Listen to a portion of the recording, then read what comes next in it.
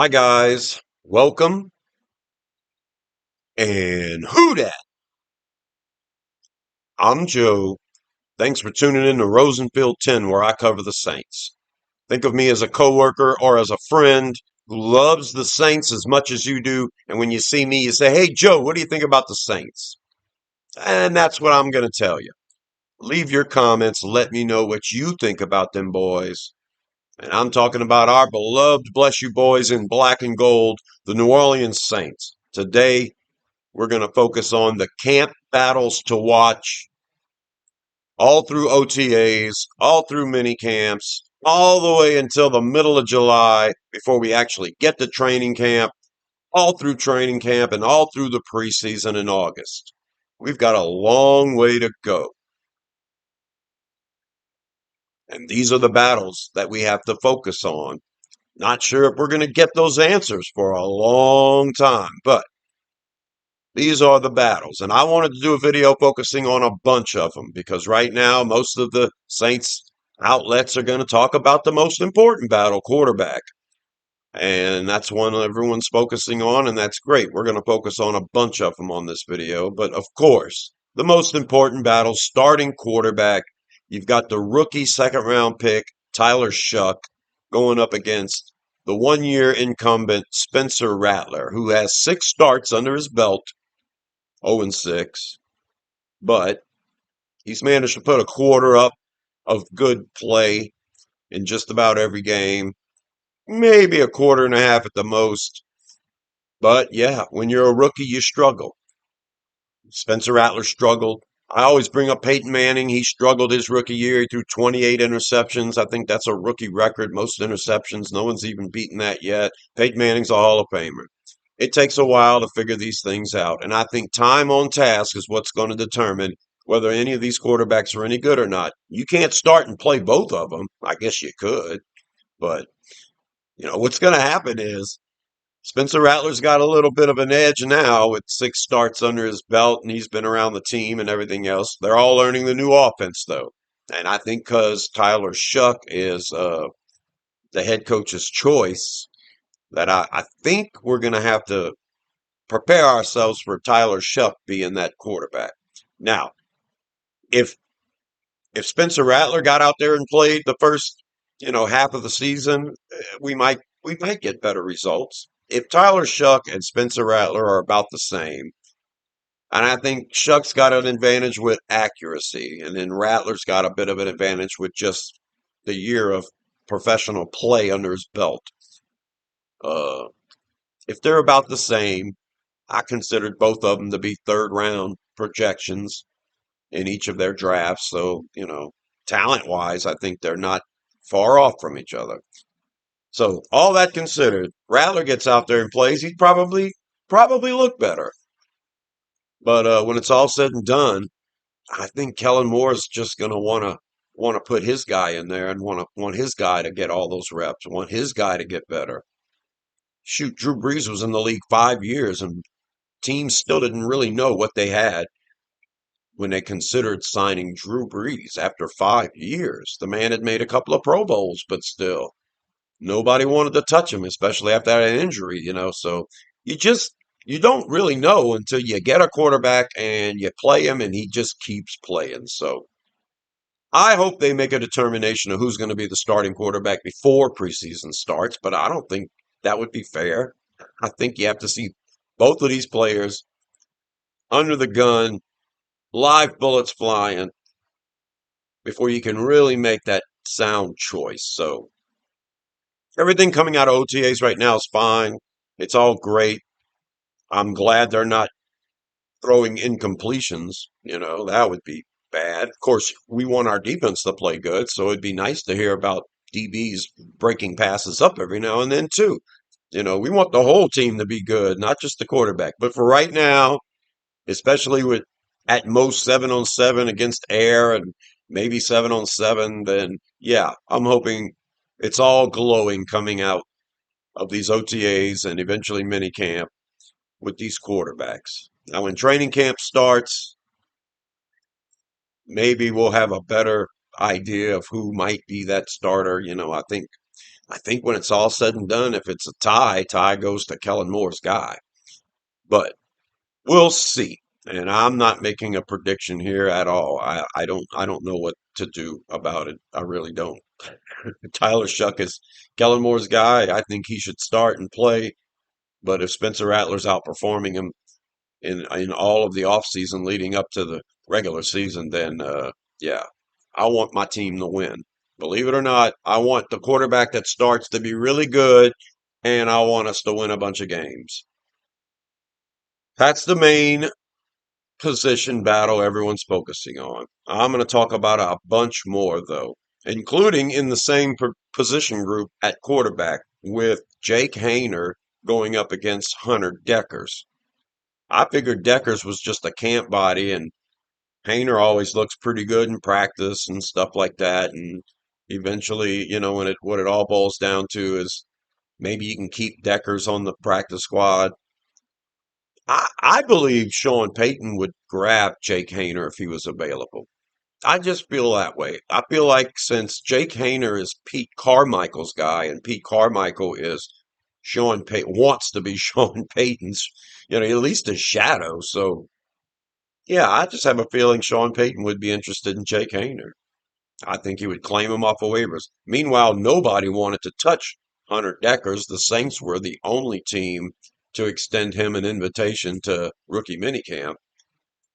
And if Hunter Deckers gets a chance to play in preseason and he shows something, then maybe they'll be interested in. But as of right now, nobody else wanted that guy in their camp. So when it's all said and done, I think Deckers would have to play pretty good football in training camp and preseason to win the job over Haener, despite the fact that Deckers is technically Kellen Moore's choice here, and Haener was a leftover. Hayner's always so good in practice. We always hear about it. Oh, he's competing so good, and then he gets in preseason and looks bad. Preseason may be the spot to determine this. You're probably going to see a lot of second half preseason games with either Jake Haener or Hunter Deckers playing. And that's when we're going to figure out who our third emergency quarterback is going to be. But that is a camp battle to watch, and it's in the quarterback position. All right, the next position we're going to look at is halfback. We know Alvin Kamara is going to be on this team, and I think we're going to keep at least two more running backs. So who's going to be those two?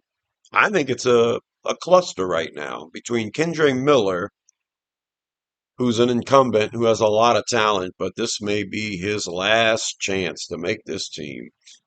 You've also got Devin Neal, the 6th-round draft pick from this year, who is a pretty good player as far as we can tell. You've got Clyde Edwards-Helaire, a good veteran. He's had some issues lately. He was released by the Chiefs. The Saints grab him, pick him up. We've got him cheap on a cheap contract right now. So Clyde Edwards-Helaire, to me, it seems like a really good value to have in this room. A veteran, he kind of takes the place of Jamal Williams, a veteran who can get in there and start a couple of games and know what he's doing and be an effective back. But you also have Marcus Yarns as well, the undrafted rookie that we signed this year, and he's been getting a lot of playing time. Edwards-Helaire and Kamara aren't at OTAs right now, and it's Kendre Miller with the starters, and then it's Devin Neal, and then it's Marcus Yarns. And as long as these guys are getting playing time, you know, they're going to be ahead of the game. Now, Alvin Kamara is going to show up, know everything, and be great. Kamara is definitely on this team. And I feel like Kendre Miller's probably definitely on this team too. He has so much ability. If he can just put it all up here and stay healthy. But, Kendre Miller's guy is Devin Neal. He chose that guy. Marcus Yarns is another choice of Kellen Moore, if you want to look at it that way. So it's a big battle. And to me, it's a battle of who's going to make the team out of these four. Two of them are certainly going to make the team. That's how I feel. I'm positive. And I was kind of leaning towards Kendre Miller and Clyde Edwards-Helaire. And then since Devin Neal's the draft pick, he'd be number 4, and Marcus Yarns would have to go on the practice squad. But it's a battle worth looking at. Clyde Edwards-Helaire is going through some things lately, and he's a cheap veteran. And if we want to go with youth, if Clyde Edwards-Helaire doesn't come in here and look like that guy, that dependable veteran guy, and maybe our new coach would want to really lean on one of these younger players. So it's a nice battle to look out for. We'll have to see what happens. Hold on one sec. All right, sorry about that. So the next battle we're going to look out for is wide receiver. Now, we've got 3 of them that are certainly making the team. Chris Olave, Rashid Shaheed, and Brandon Cooks. Those 3, you might as well etch in stone, use a permanent marker. Only one I don't really have on this list, Cedric Wilson. I don't want to say he's a shoe-in, but Cedric Wilson had success under Kellen Moore in this system before. So how far away, talent-wise, is Cedric Wilson removed from the player he was in Dallas when he was under Kellen Moore? Well, Kellen Moore, I think, has a place for Cedric Wilson on this team. I think he has a vision in mind for Wilson. And right now in OTAs, Wilson is that number 4 guy. So I don't want to say he's a shoe-in, but I left him off this list. I'm going to consider Cedric Wilson as number 4. I think something drastic would have to happen for him not to make the team. So we're definitely keeping 5 wide receivers and probably 6. So that's what I'm looking at with these 4 players. Who's going to be number 5 and who's going to be number 6? We've got Donovan Peoples-Jones, who was with Cleveland and then Detroit, was invited to try out at rookie minicamp and impressed. And then we signed him to a 1-year contract. So Peoples-Jones is a Kellen Moore choice. You got to consider that. You're also talking about incumbents Dante Pettis and Bub Means and Kevin Austin Jr. Those 3 were on the team last year. And I'm kind of leaning towards Peoples-Jones being number 5. And then the number 6 spot, if we even carry 6, is going to come down to Dante Pettis or Bub Means or Kevin Austin Jr. Right now in OTAs, from the reporting we'd heard, Dante Pettis was number 6. Bub Means was number 7. I didn't hear anything about Kevin Austin Jr. in Thursday's OTAs. Now, today's Thursday, so we're going to be hearing reporting coming out of the OTA that took place today, and I'm assuming this video will not become irrelevant. I believe this video will be relevant for a lot of weeks to come. These are battles we're going to be looking at in preseason. So unless somebody unexpectedly gets cut or some weird circumstance happens, I think this is what's going on. Now, we may sign a free agent wide receiver. Some people think we need to go after a big-bodied guy.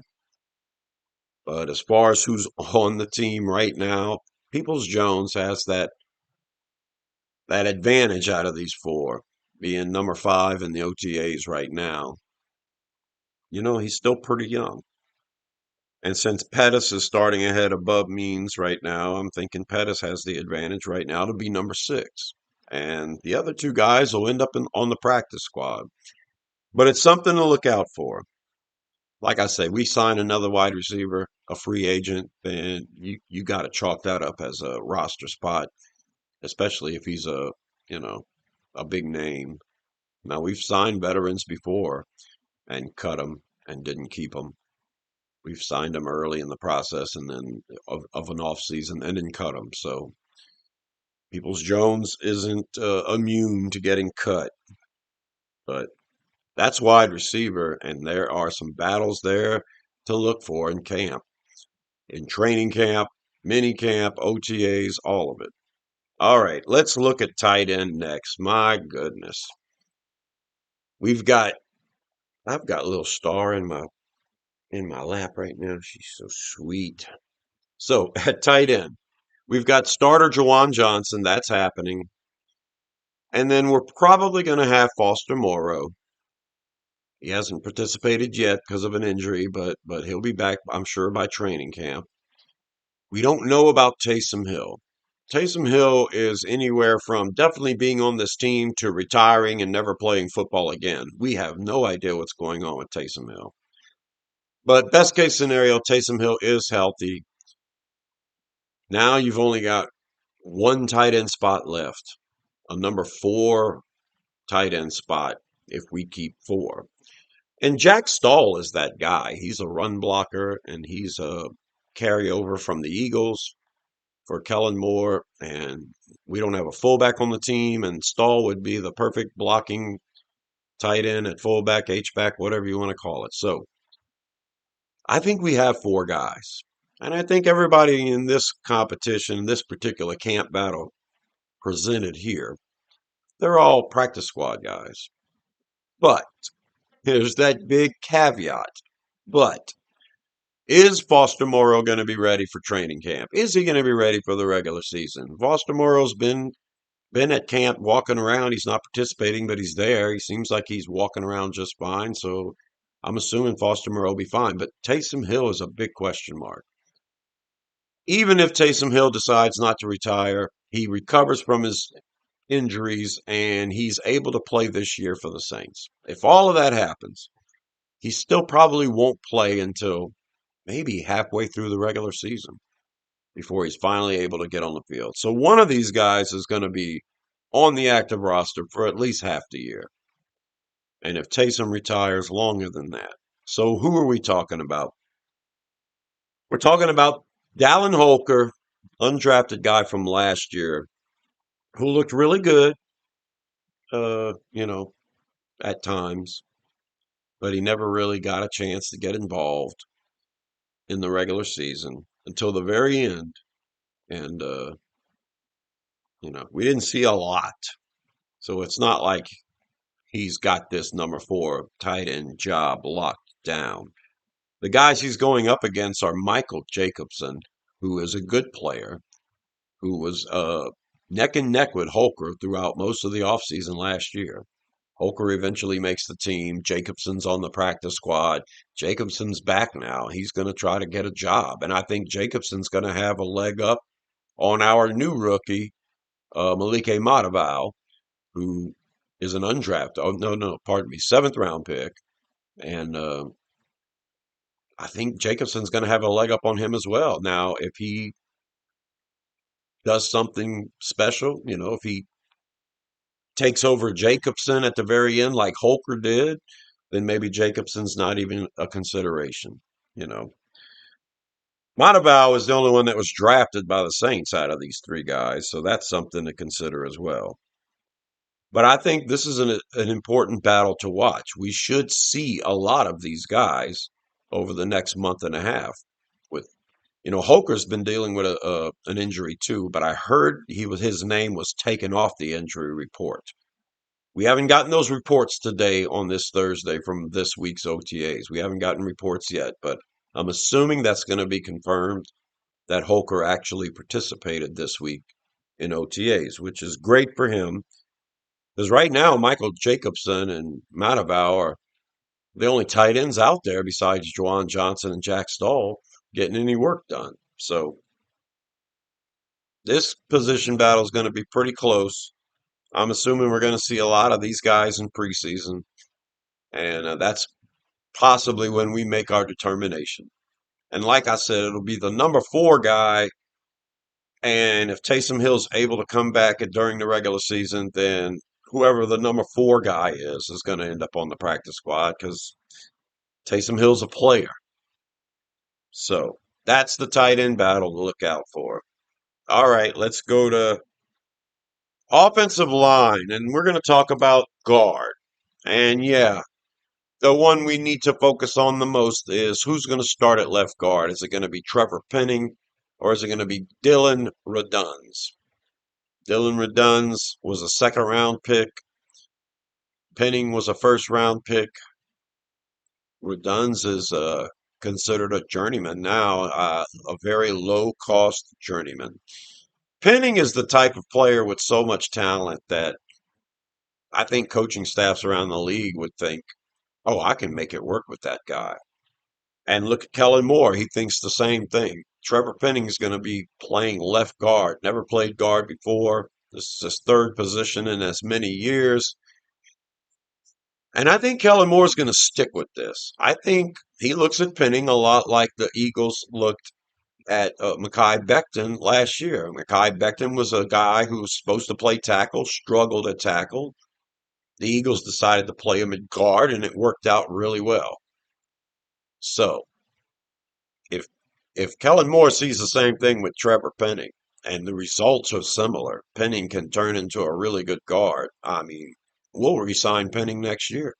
Hopefully, it's a contract that we can stomach and swallow and digest. But I'm excited if Penning can make it at guard. That would be monstrous. But even though this is important, both of these players are going to make this team. It's the backup guard that I'm concerned with, that I'm going to be really focusing on. I mean, I think I think Penning is the left guard. I think even if he struggles throughout the offseason, they're still going to keep Penning out there. I think they want Penning to work, and I think he'll do better. He'll do better in pass protection at guard than he ever did at tackle. I think that. I feel that way. So, and that was his biggest fault was his pass protection. So, I think Penning will be a better pass protecting guard than he ever was a tackle. And I think he's got way more ability than Reduns. So I think it's Penning's job. He would have to be really bad to lose it. Well, it's the backup after Penning and Reduns I want to look at. Will Clapp, who can play center and guard. Nick Saldiveri, who can play center and guard. And Torricelli Simpkins the third, undrafted guy who plays guard. I hear he played other positions, but don't know if he's ever played center. But I think he's more of a tackle guard type. Saldiveri and Clapp are center guard types. I think we're going to keep Clapp. I think Clapp's going to be that extra guy in the middle, but we may keep two. I look at Reduns and Penning as guard tackle types, and if you keep Will Clapp, you've got a nice center guard type. If you keep another backup guard, I think it would be smart because I think Reduns and Penning are going to be used to tackle if something happens and this team starts to get injured. You got Landon Young who can play tackle and guard. He's your primary backup tackle, but do you really start Young ahead of Reduns or Penning if you had the option to play one of them at tackle? So, I think what I'm trying to say is we're going to keep an extra guy in the middle. It's not just going to be Penning at guard, Ruiz at guard, and then your backup guard is Reduns, and that's it. I think you're going to have another guy, Will Clapp, who can play center and guard. It'd be nice to have a couple of people that could play center. Cesar Ruiz can do it, but so can Saldiveri. So I think if we keep that extra guy, a ninth guy at the offensive line, it could be between Saldiveri and Simpkins. Clapp's on this list because he hasn't won the job. I just feel like being a free agent that was signed by this coaching staff, I think Clapp's got a leg up. So I'm really looking at Saldiveri versus Simpkins here. And when it's all said and done, and we decide to keep eight offensive linemen instead of nine, then both of these guys will be looking for a job. But it's an interesting thing to look at for backup linemen because I think you've got some people set in stone. You've got Banks, Fuanga, Penning, McCoy, Ruiz, Reduns. and young, then your number 8 is going to be one of these guys. And I'm thinking that's Will Clapp. You might want to keep 9. And if you do, then it's Saldiveri versus Simpkins. But I'm giving the edge to Will Clapp for that number 8 guy, and we'll see what happens. Interesting stuff. All right, let's look at the defense. We're going to start with defensive tackle, and I think there's only one battle here that I'm concerning myself with. It's John Ridgeway versus Christian Boyd. We've got a we've got a starter in Godchow. We've got a backup nose tackle in Colin Saunders. And I think you really should be 3 deep at potential nose tackle. Now, Vernon Broughton can do it, but I think they want Broughton to play a lot of defensive end as well. So if you keep a guy that's a third nose tackle type, it would be either Ridgeway or Boyd. Boyd, coming out of college last year when we drafted him in the 6th round, was known for his run stopping ability, and yet he wasn't able to crack the lineup and make a dent as far as our porous run defense is concerned. Ridgeway got a lot of playing time last year ahead of Boyd, but Ridgeway wasn't all that great against the run either. So I think one of these guys needs to step it up. I think one of these guys will make the team, has some depth for a true nose tackle. And I think right now Christian Boyd's got the lead over Ridgeway because we heard about Boyd last week from the reporters. I didn't hear anything about Ridgeway. So let's keep our eyes peeled on this particular battle at defensive tackle.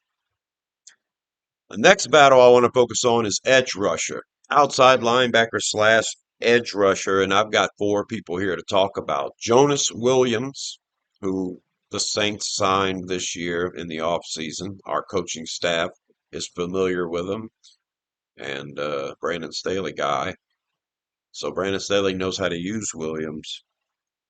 You've also got Fidel Diggs, who was the 7th round pick this year by this coaching staff, and he's going to get a lot of chance to play.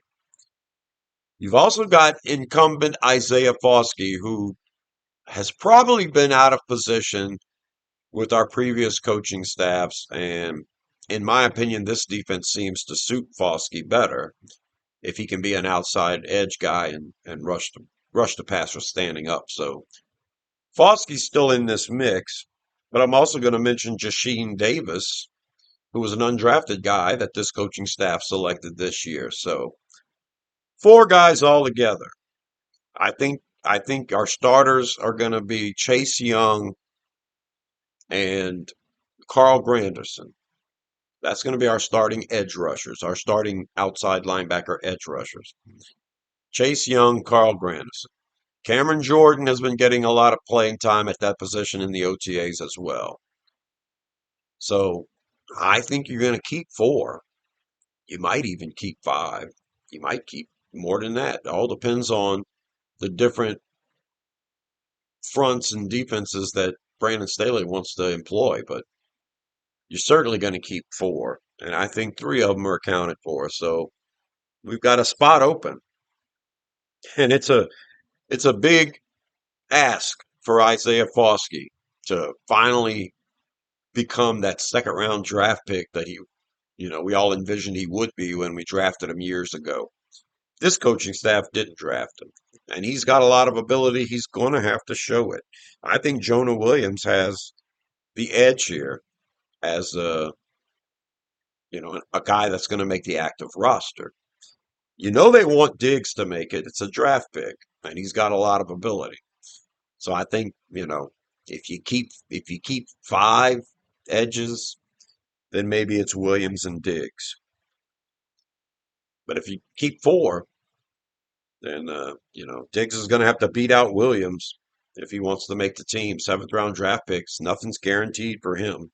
Jasheen Davis, same thing. So these 4 guys will be going at it at edge. And I think, behind Chase Young, Carl Granderson, and Cameron Jordan, you're going to want another guy. Might be Foskey's last chance And even though Diggs is a draft pick and Davis is a free agent, rookie free agent, I think Jonah Williams was brought here for a reason. I think they trust him. I think he knows this defense. There's gonna be a place for him. He's got the talent to do it, whatever they're gonna be asking from the edge. So interesting battle there. I've got two more battles to look at. Another one is at linebacker. This is in the middle. And it might seem weird to you guys, but we're going to be looking at Nephi Sewell versus Danny Stutzman versus Jalen Ford. Now, I think our middle linebackers are set in stone with Pete Werner and Demario Davis. Who's going to be number 3? Who's going to be number 4? Right now, Nephi Sewell and Danny Stutzman are splitting time in the place of Davis. Now, today we're going to be Demario Davis. Today we're going to hear from the OTAs, and I think when the reports come in today, they're going to be telling you that Demario Davis was there and he was starting with the ones with Pete Werner. So who's the two guys in the middle when those two aren't in there? Right now, it's Nephi Sewell and Danny Stutzman. And Sewell is neck and neck with Stutzman. Stutzman's a rookie, and he ain't going anywhere. He's definitely making this team.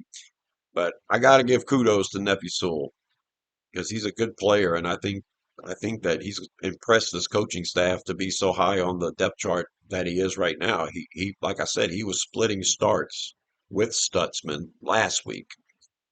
So I think Nephi Sewell and Danny Stutzman are going to make this team. But Jalen Ford played college at Texas. And, we've got a Texas defensive coach now. We've got a former Texas defensive line coach now. And we've drafted a couple of players this year from Texas. Last year, it's the other coaching staff that got Ford, but being a guy from Texas and knowing, how good he was when he was in Texas, I think Ford's got a shot here. Now, I don't think he beats out Danny Stutzman. I'm not sure if he's going to beat out Nephi Sewell. There's a chance they find the numbers and we keep all three of them. That would make 5 interior, middle linebackers. It's a lot, but if you keep 4 edges and 4 interior linebackers, middle linebackers, yeah, that's a lot. But let's say Danny Stutzman definitely makes this team. Certain he's going to definitely make this team. Then your battle is really Nephi Sewell versus Jalen Ford. Sewell's got a leg up right now. Ford was injured all last year. Nephi Sewell was injured for a lot of last year too. Sewell finally came back toward the end of the year. Jalen Ford just seemed to be out all the time. He was probably a healthy scratch when he was healthy. So it's a battle. I'm looking at it. Danny Stutzman is gonna make this team. We really know that. We really know that. So Sewell versus Ford. And if Sewell does beat out Ford, it wouldn't surprise me if Sewell was ahead of Stutzman to start off, on the depth chart to start off this year, Stutzman's rookie year. Because Sewell, he's got some ability. He's an undrafted guy by the Saints a couple of years ago too. But that family lineage and what I've seen from Sewell when he's on the field for the Saints, hey, I really like Sewell. So maybe Jalen Ford's last hoorah, and he's got a couple of former coaches, college coaches, you know, there to help him. So, and the last battle I'm going to mention, it's at cornerback. It's Isaac Yiadom versus Quincy Riley. Right now, Alontae Taylor is going to be the star guy. He's going to be on the outside when needed, but they're going to put Taylor in different positions. He's going to play that star DB position. So basically nickel, but he'll also be rushing the passer. He'll also be probably dropping back and playing safety too, if they're going to do mix and match and stuff like that. Taylor's the perfect guy to have in this defense. I'm excited. So who's going to be on the outside? Kool-Aid McKinstry's got one outside spot nailed down. I don't trust Kool-Aid McKinstry to play inside a lot. So if it is mix and match and McKinstry ends up in any given play on the inside. It might be a liability. Isaac Adams not all that great playing from the inside either. So we may just anytime we have more than two cornerbacks on the field, Taylor's definitely going to be the guy on the inside. McKinstry's just going to be stuck on the outside. Who's going to be stuck on the other outside? Isaac Yiadom or Quincy Riley? Well, Quincy Riley played that mix and match in college. Now I don't think Riley is going to be a great nickel. He's okay at tackling. He's okay in inside, but I think when it's all said and done, he lacks a little bit there. But if he can show he can play on the outside to the ability of Isaac Yiadom, this is a good battle here. I think Riley fits this defense better than Yiadom. Now, Yiadom had Brandon Staley last year. Yiadom was in San Francisco, and Brandon Staley was on that defensive coaching staff last year. So, we signed him. Brandon Staley knew what he was getting when he signed Isaac Yiadom, and they feel like they knew what they were getting when they got Quincy Riley. Both of these players make the team. There's no doubt about it. I'm just interested in seeing who's going to get a majority of those outside reps. I believe Kool-Aid McKinstry's on one side. Taylor's on the field constantly. When you go to three cornerbacks, who's going to be out there first? Is it Yiadom or Riley? Hopefully, Brandon Staley and this coaching staff have picked two really good ones for this scheme with these two players, one in free agency, one in the draft. And if either one of them have to go out there, we're going to see a lot of great production. As it is right now, I think it's a battle. It's a battle for who's going to be number three. All right, so I didn't mention the kicker. I didn't mention the punter. Great battles going on there too. Blake Grupe versus Charlie Smith, and then the punter, Burnip. I think that's his name. The Alabama punter going up against Hayball.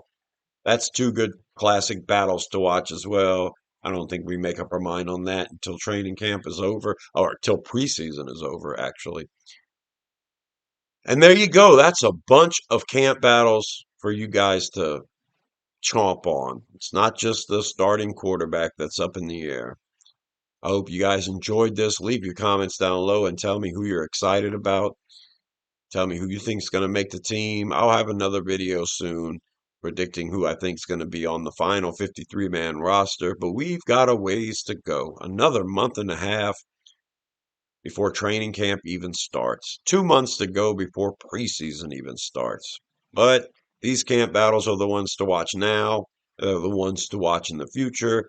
And they're the ones that are going to be determined in training camp and preseason. And we'll see what happens. We'll see who rises to the top. For our beloved, bless you boys, the Saints. I'm Joe. Thanks for watching. Like the video. Subscribe. It's free. I need all the help I can get. Encourage me to make more of these videos. I may be doing entertainment videos in the next couple of months because there's just not a lot of football to report. And I'm covering a majority of camp battles here. But leave your comments, subscribe, and I'll get back to you soon. And until the next one, I'll talk to you later. Who dat?